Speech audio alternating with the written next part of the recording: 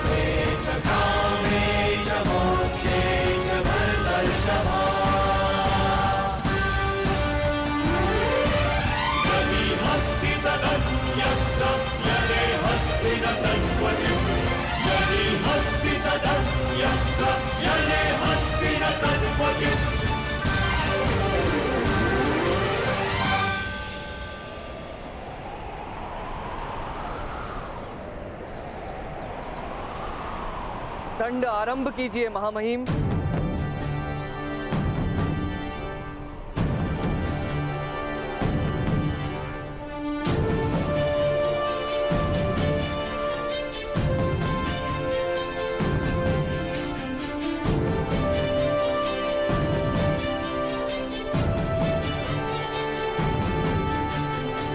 पितामह,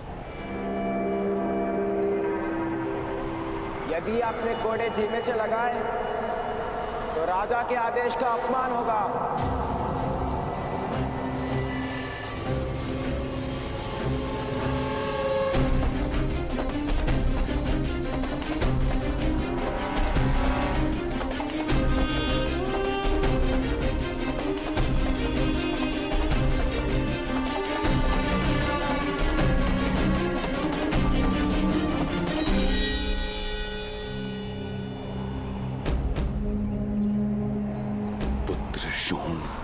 मुझे क्षमा करना।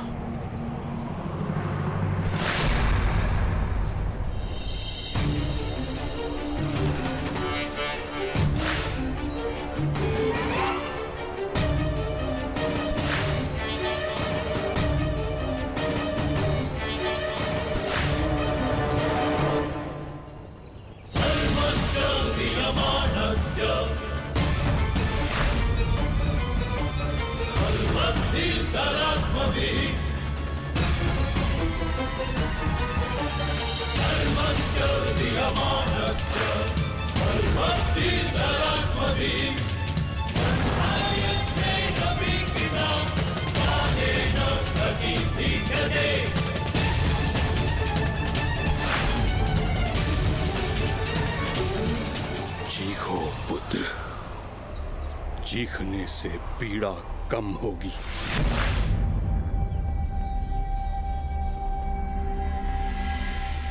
जब पीड़ा सहनी है तो कम क्या और अधिक क्या।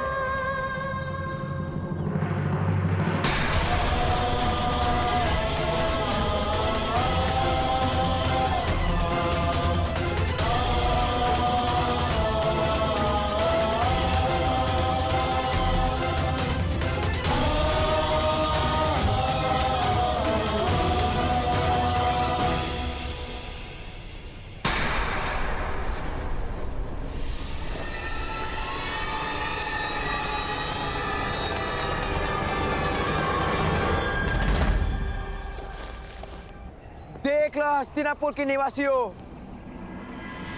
इन सूत के पुत्र ने एक राजकुमार पर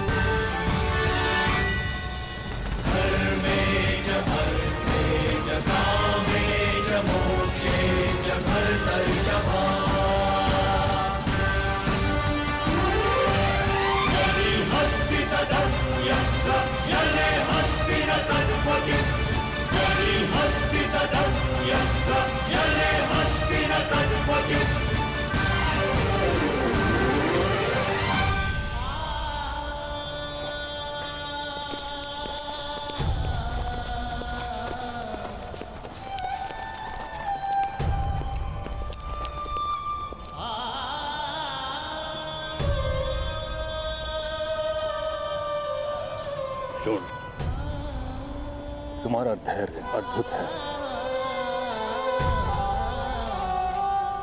इतनी पीड़ा सहने के पश्चात मौन रहने का कार्य सामान्य मनुष्य नहीं कर सकता।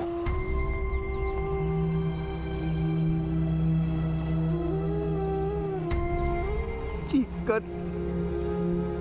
दंड देने वाले को संतोष देने की मेरी इच्छा नहीं थी मामाई। क्षमा कीजिएगा। तुमने उचित किया शोन। पीड़ित की चीख से अन्याय को बल मिलता है। मैं तुमसे क्षमा मांगता हूं।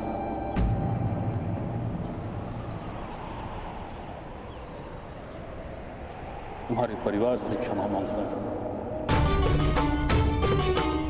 और वचन देता हूं कि आज के पश्चात जीवन में एक बार कोई चीज मांगो तुमको अवश्य दूंगा। मैं वचन देता हूं, मैं कभी आपसे कुछ नहीं मांगूंगा। पीड़ा का व्यापार नहीं करना मुझे। आदेश दीजिए महामाई, शोन को चिकित्सा की आवश्यकता है।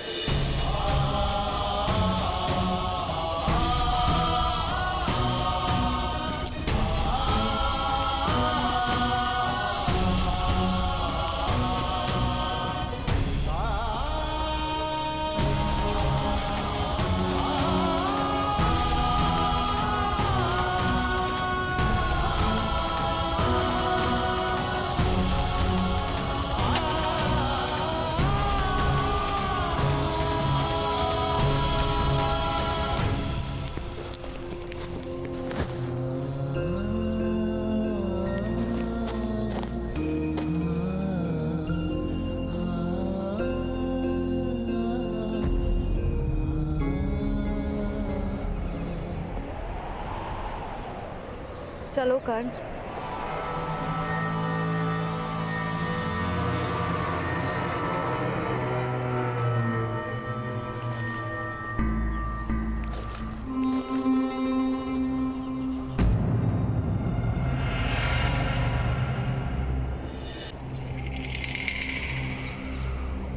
महामहिम, आपको अभिनंदन।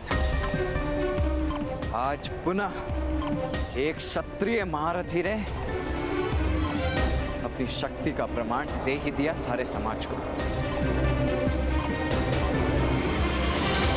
शोन को दंड देने की मेरी कोई इच्छा नहीं।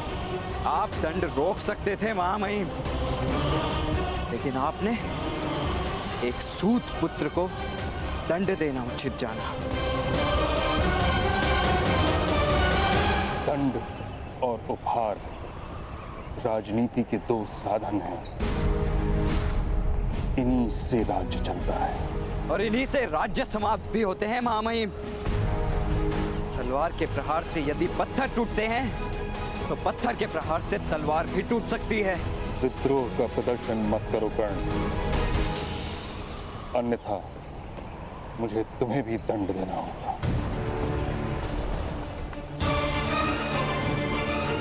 क्षमा कीजिए महामहिम, मुझसे भूल हो गई। आज दंड भोगने की मेरी इच्छा नहीं। वसंत पंचमी के दिन इससे भी बहुत अधिक पीड़ादायक दंड मुझे प्राप्त होने वाला है। आपको विस्मरण हो गया? वसंत पंचमी के उत्सव में आप स्वयं मेरे रथ में विराजमान होने वाले हैं। आज के बाद मुझे प्रतिक्षण उस दिन की प्रतीक्षा रहेगी। उस दिन मुझे प्राप्त होने वाले दंड की प्रतीक्षा रहेगी। उस दिन या तो मेरी मृत्यु होगी या एक योद्धा निकलेगा।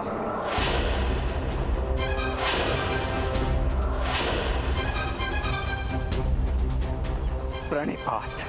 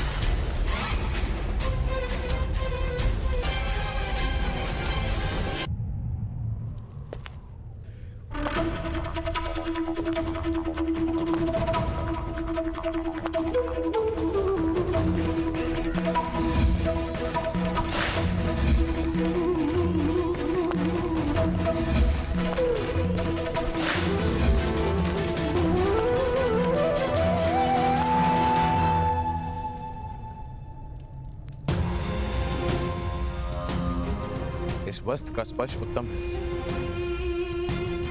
इसका उपवस्त्र निर्मित करवाओ।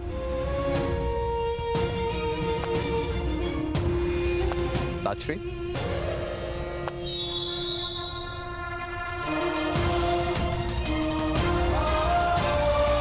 जो वस्त्र हम धारण करते हैं वो दूसरों को दिखते हैं धृतराष्ट्र। क्या तुम कभी ये जान सकते हो कि तुम्हारी छवि इन वस्त्रों में कैसी लगती है, प्रिय या नहीं? एक नेत्रहीन को रंग और छवि से क्या संबंध ताजश्री? वस्त्र और व्यवहार मनुष्य का चरित्र निर्माण करता है। अनुचित वस्त्र और अनुचित व्यवहार से प्रजा की दृष्टि में राजा गिर जाता है। क्या तुम ये नहीं जानते? नेत्रहीन होना दुर्भाग्य है, किंतु मन, बुद्धि और हृदय से दृष्टिहीन होना अपराध है। आज राज्यसभा में पुत्र प्रेम के कारण तुमने एक सूत के बालक क्षोण को दंड दे दिया और यह स्थापित कर दिया कि इस राज्य में किसी को न्याय नहीं प्राप्त हो सकता। न केवल ये, बल्कि तुमने अपने पुत्रों को यह विश्वास दिला दिया कि वो हर प्रकार का दुष्कर्म करने का अधिकार रखते हैं। यदि दंड ना देता तो राजकुमारों का अपमान इस समाज की रीत बन जाती ताजश्री। दंड के आधार पर सम्मान तो प्राप्त हो सकता है, किंतु उत्तम व्यवहार से समर्पण प्राप्त होता है और इस समय राज परिवार को समर्पण की आवश्यकता है, सम्मान की नहीं। बल के प्रयोग से ही समर्पण प्राप्त होता है ताजश्री। बल से विद्रोह उत्पन्न होता है, इतिहास साक्षी है। अगर इतना सरल सा सिद्धांत तुम्हें समझ में नहीं आता तो तुम राजा बनने के योग्य नहीं हो।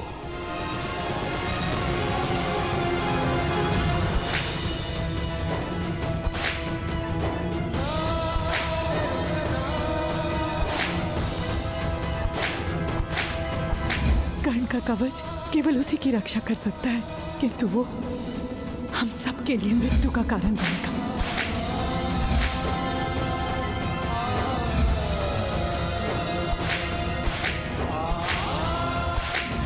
धनुष का स्पर्श करता है, उसका हाथ काट दिया जाता है। अपराधी को 10 कोड़े मारने का आदेश है।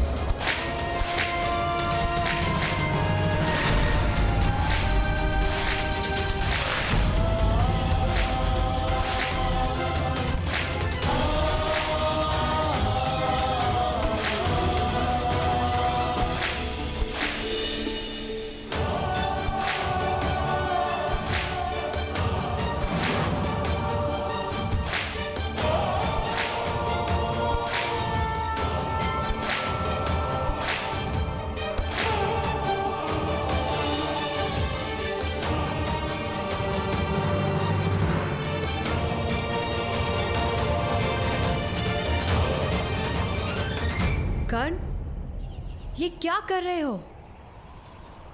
मुझे भी पीड़ा का अनुभव करना है। मेरे कारण सदैव दूसरों को पीड़ा हुई है। मेरे कवच के कारण सदैव मेरी सुरक्षा हुई है। यदि मुझे पीड़ा का अनुभव नहीं हो सकता तो क्या अधिकार है मुझे दूसरों को पीड़ा पहुंचाने का? तुम्हें इस पीड़ा का अनुभव है कर्ण। तुम्हारा कवच तुम्हारा सामर्थ्य नहीं, वो पीड़ा तुम्हारा सामर्थ्य है। ऐसा सामर्थ्य जो अपने भाई की रक्षा न कर सका? ये दंड किस लिए था? क्या अपराध था शोण का? वास्तव में अपराध जैसा कुछ होता भी है या ये समृद्ध और बलवान लोगों का निर्मित किया हुआ छल है? अभी इन विचारों का समय नहीं है कर्ण। इस समय शोण को तुम्हारी आवश्यकता है।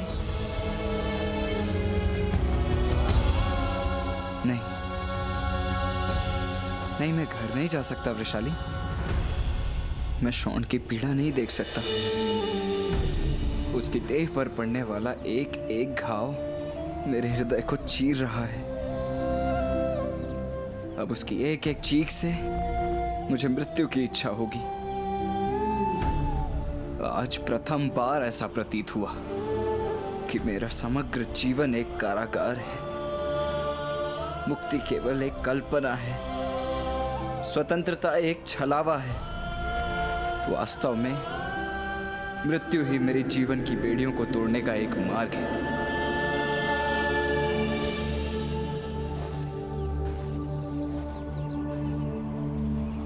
तुम हताश नहीं हो सकते कर्ण। तुम्हारे पास वो शक्ति है जो हमारे सारे समाज की स्थिति में परिवर्तन ला सकती है।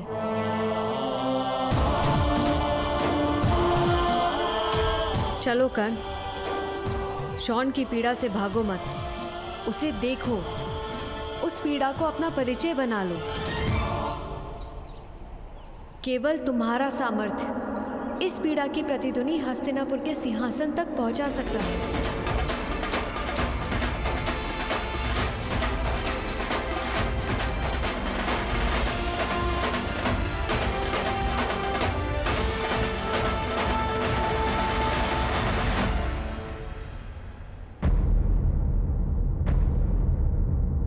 मैं जाकर पांडु को आदेश देता हूं कि अपने ज्येष्ठ पुत्र को राज अभिषेक के लिए शीघ्र ही।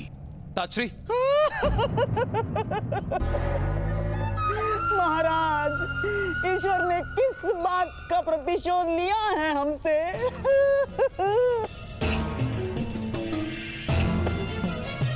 क्या हुआ शकुनी? ऐसे विलाप क्यों कर रहे हो? आश्चर्य है महाराज, मेरे गुप्तचरों ने मुझे जो समाचार दिए हैं वो अभी तक आपको प्राप्त नहीं हुए। हस्तिनापुर गुप्तचरों के माध्यम से अपनी सुरक्षा नहीं करता कंधार राज। वह कार्य कायरों का है। स्वीकार करता हूं महामहिम कि मैं कायर हूं, किंतु इस समय महत्व का ज्ञान भी मेरे ही पास है महामहिम। महाराज, वन में महाराज पांडु और महारानी माद्री का निधन हो गया है महाराज।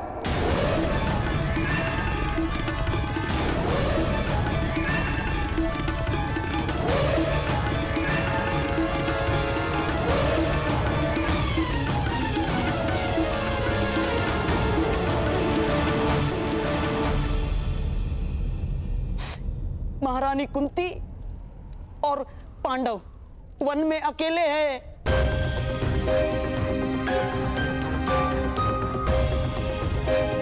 बड़ा कठिन हो जाएगा महारानी कुंती और उनके पुत्रों का जीवन।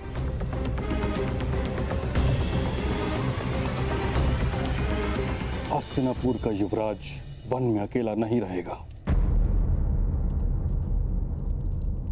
उसे शीघ्र ही हस्तिनापुर लाने का प्रबंध किया जाए।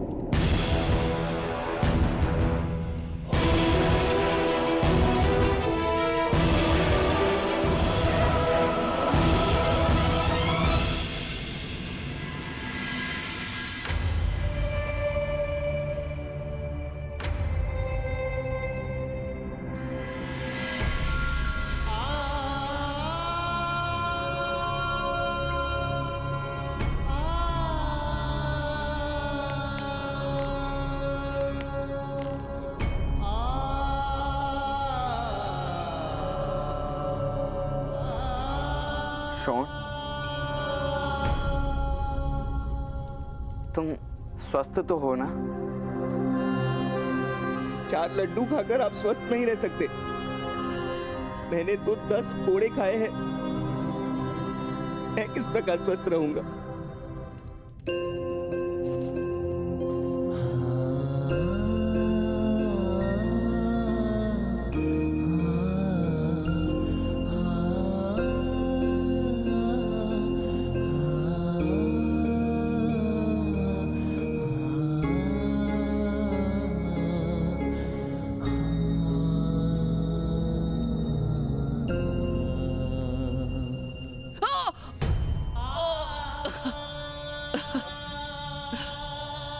भ्राताश्री, लीप लगा रहे हो या त्वचा उतार रहे हो? मुझे क्षमा कर देना शॉन। चलो, अपने भ्राताश्री को क्षमा मांगने का अवसर भी दे दिया मैंने। तो आप स्वस्थ रह सकते हैं ना भ्राताश्री? शोन, मेरे कारण तुम्हारी ये स्थिति हुई है। अभ्यास है मुझे भ्राताश्री। आपके कारण बालपन से मुझे मार पड़ी है, किंतु कोई समस्या नहीं। मेरे सारे घावों का पुरस्कार आप एक साथ दे देना। क्या पुरस्कार की इच्छा है शोन? पृथ्वी के किसी कोने पर एक ऐसा स्थान अवश्य निर्मित करना जहां नीची जात के लोगों को कोड़े ना खाने पड़े।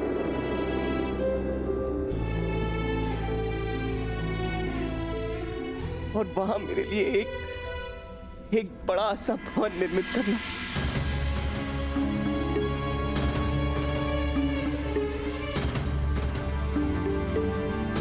मैं वचन देता हूँ शोन, तुम्हारी इच्छा अवश्य पूर्ण करूंगा।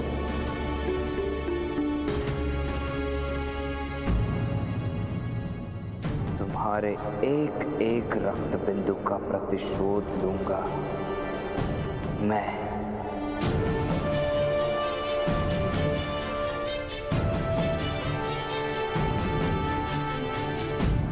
किससे प्रतिशोध लोगे कर्ण? सबसे, किंतु सर्वप्रथम प्रतिशोध लूंगा महामहिम भीष्म से।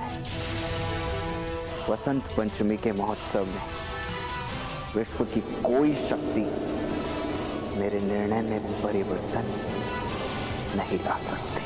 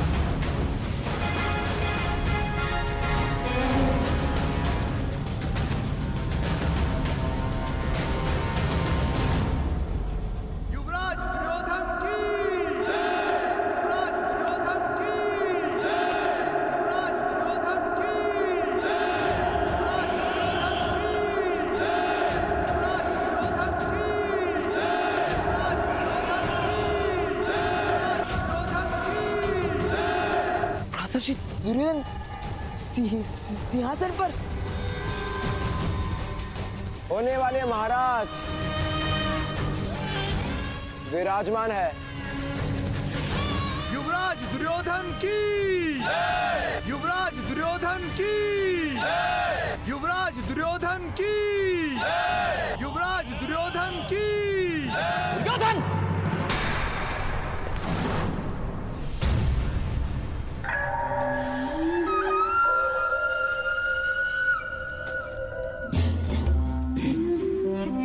यदि इस घटना के समाचार भीष्म और विदुर को मिल गए तो तुम्हें दंड अवश्य मिलेगा। पुत्र, इस सिंहासन पर तुम्हारा अधिकार नहीं ना।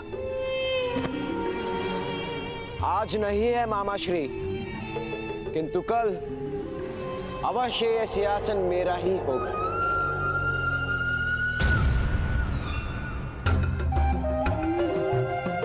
स्वप्न देखने वाला सुख पाता है और सत्य देखने वाला सफलता पाता है। तात्पर्य? तात्पर्य यह है पुत्र कि तुम्हारा स्वप्न है कि तुम युवराज हो, किंतु सत्य यह है कि भीष्म और विदुर उस पांडु पुत्र युधिष्ठिर को ही युवराज बनाएंगे। हाँ। और जब तक भीष्म जीवित है तब तक तुम हस्तिनापुर के सिंहासन पर विराजमान नहीं हो सकते।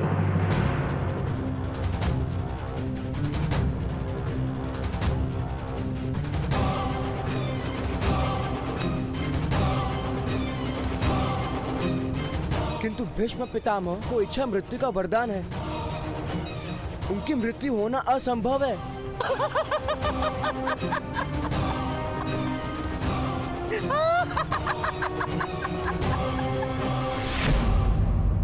उत्तम, अति उत्तम पुत्र, अति उत्तम। किंतु पांडु पुत्रों को तो ऐसा कोई वरदान प्राप्त नहीं है ना पुत्र?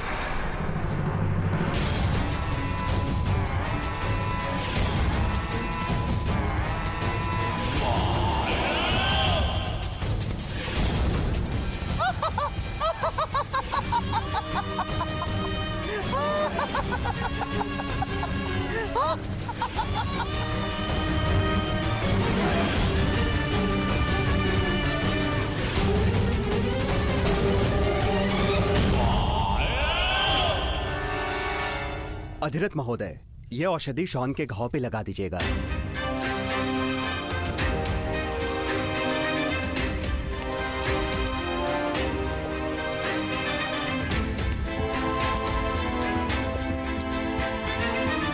अधिरथ महोदय, आपके लिए महामहिम का आदेश है। आपको शीघ्र ही महामंत्री विदुर जी को वन में लेकर जाना है। वन में? समाचार प्राप्त हुआ है, महाराज पांडु का निधन हो गया है। आपको जाकर राजकुमारों और महारानी कुंती को हस्तिनापुर लाने का आदेश है। महारानी कुंती हस्तिनापुर आ रही? यदि ये बालक राजकुमारी की आंखों के सामने रहा तो शीघ्र ही वो लोकलाज की चिंता त्याग कर इसे अपना लेंगी और बहुत बड़ा अनर्थ हो जाएगा। महाराज और राजकुमारी पर लांछन लगेगा। इसलिए इस बालक का राजकुमारी से दूर और गुप्त रहना अनिवार्य है। इसी कारण मैं इसकी रक्षा का उत्तरदायित्व आपको सौंप रही हूँ। भगवान ने राजकुमारी को आश्वासन दिया था कि वो सदैव अपने पुत्र की रक्षा करेंगे। यही कारण है कि इस बालक के पास दिव्य कवच तथा कुंडल है।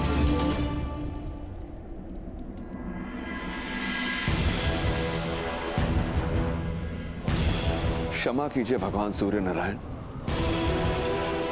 किंतु आप ही का दिया गया हुआ कवच आपके पुत्र का सबसे बड़ा शत्रु बन गया।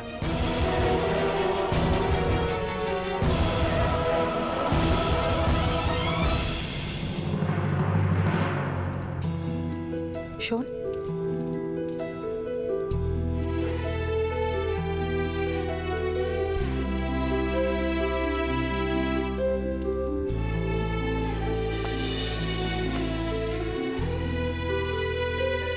शॉन, बैठने का प्रयत्न तो करो।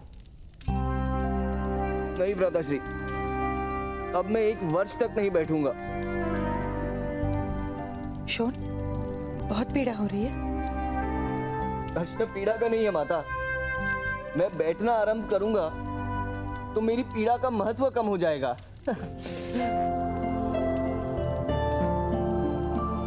शॉन, तुम 1 वर्ष तक कैसे पड़े रह सकते हो? वसंत पंचमी केवल 1 मास के पश्चात है। मेरी परीक्षा देखने नहीं आओगे? यदि तुम्हारे पुत्र को असंतोष पर कोई अंकुश नहीं तो अधिरथ तुम्हें उसका त्याग करना होगा। बसंत पंचमी के दिन कोई परीक्षा नहीं होगी।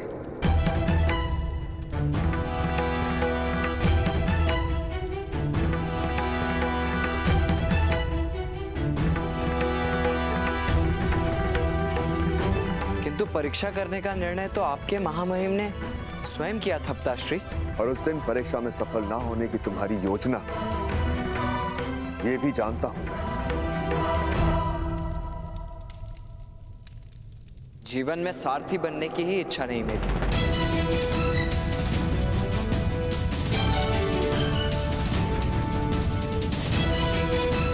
क्या बनना है तुम्हें? धनुर्धारी तो बन नहीं पाओगे, जीवन भर विधवा करते रहोगे। जीवन भर तुम्हारी माता को चिंता करवाओगे?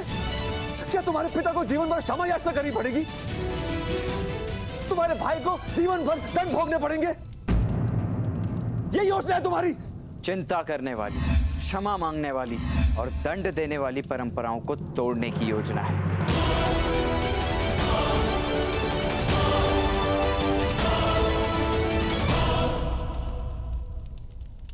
तो तुम्हारी ऐसी योजनाओं को लेकर तुम्हें हस्तिनापुर का त्याग करना होगा कर्ण।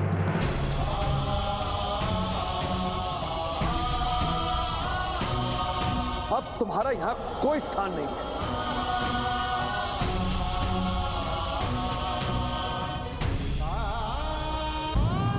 आर्य, ये क्या कह रहे हैं आप? उचित कह रहा हूं राधा।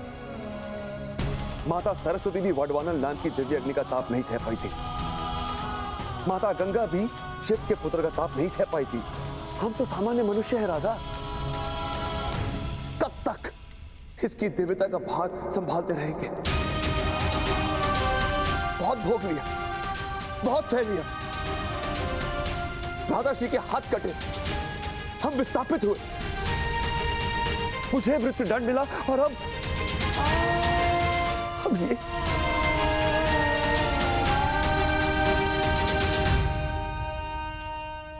नहीं करण। अब इस समाज में तुम्हारे लिए कोई स्थान नहीं है।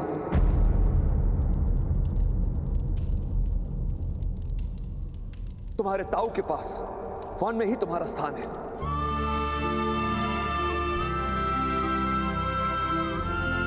नहीं नहीं आर्य, आप ऐसा नहीं कर सकते। आप मेरे पुत्र को इस तरह निष्कासित नहीं कर सकते आर्य। मैं वचन देती हूँ, कर्ण ऐसा कुछ नहीं करेगा। ना धनुष उठाएगा और ना क्षत्रियों के साथ संघर्ष करेगा। मैं वचन देती हूँ आर्य। कर्ण अपने पिता को वचन दो। कर्ण वचन दो अपने पिता को, वचन दो।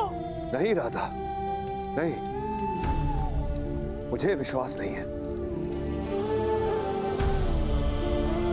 अग्नि कभी यह प्रण नहीं लेगी कि वो लकड़ी का भोजन नहीं करेगा। कर्ण किस प्रकार अपनी दिव्यता को ढक कर रख सकता है? उचित यही होगा राधा कि कर्ण अपना जीवन अब वन में जाकर जिए। मैं महारानी कुंती और उनके पुत्रों को लेने जा रहा हूं। मेरा आदेश है कर्ण, मेरे लौटने से पूर्व तुम हस्तिनापुर त्याग कर चले जाओ।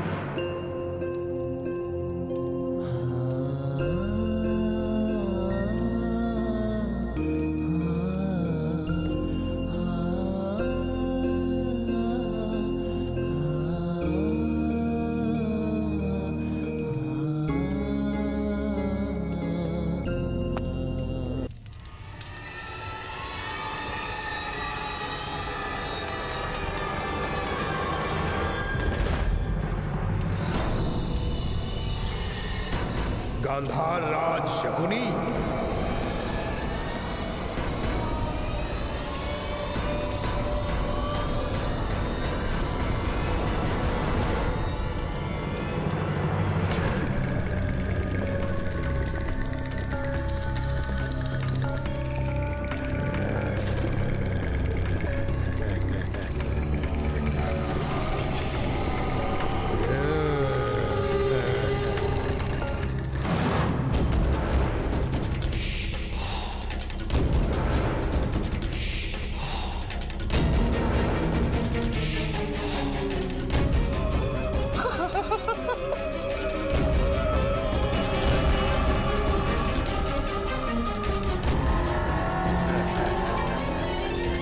मामाश्री, आपने तो कहा था कि हम किसी भयानक योद्धा से सहायता प्राप्त करने आए हैं।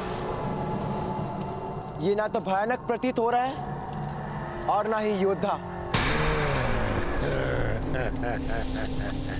जो योद्धा बलवान प्रतीत ना हो, वही तो सत्य में भय का कारण होता है पुत्र।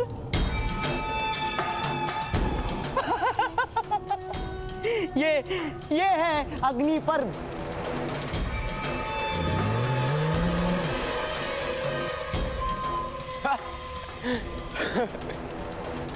आप चेष्टा मत कीजिए मामा श्री। आओ अग्निपर्व, मामा श्री को अपना सत्य प्रकट करो, युद्ध करो मुझसे। या!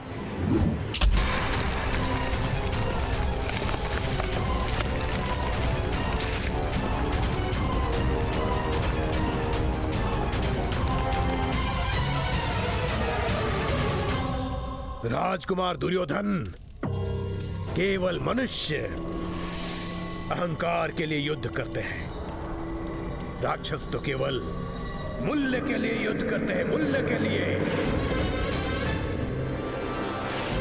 क्या मेरा मूल्य आप चुका पाएंगे गांधार राज? अवश्य अवश्य अग्निपर्व, अवश्य। प्रतिदिन गांधार से एक चक्र, एक रथ भर भोजन तुम्हारे और तुम्हारे भ्राताश्री के लिए पहुंचा दिया जाएगा। किंतु पांडु पुत्रों की मृत्यु इतनी सरल नहीं होगी, ध्यान रहे अग्निपर्व। अग्नि पर्व के लिए किसी भी मनुष्य की मृत्यु सरल है।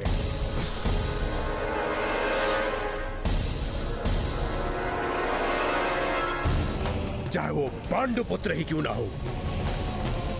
पांडव साधारण मनुष्य नहीं अग्निपर्व। मेरे गुप्तचरों ने मुझे कुछ समय पूर्व एक घटना के विषय में कहा था।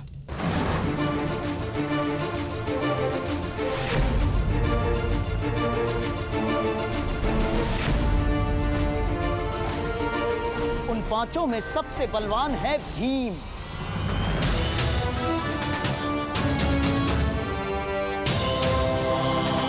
जो अपने मुष्टिका की एक प्रहार से शीला तोड़ सकता है।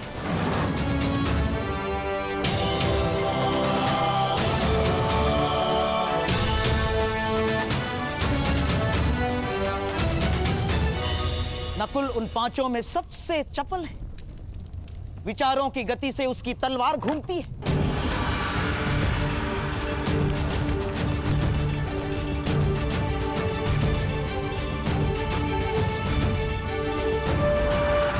सहदेव की परशु को देखकर स्वयं भगवान परशुराम का स्मरण हो आता है।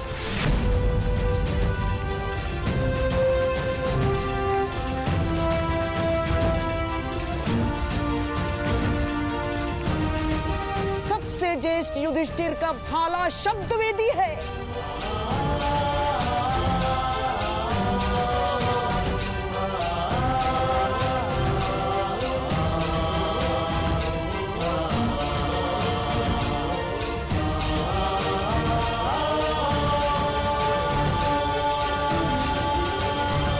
किंतु सबसे भयानक है कुंती पुत्र अर्जुन।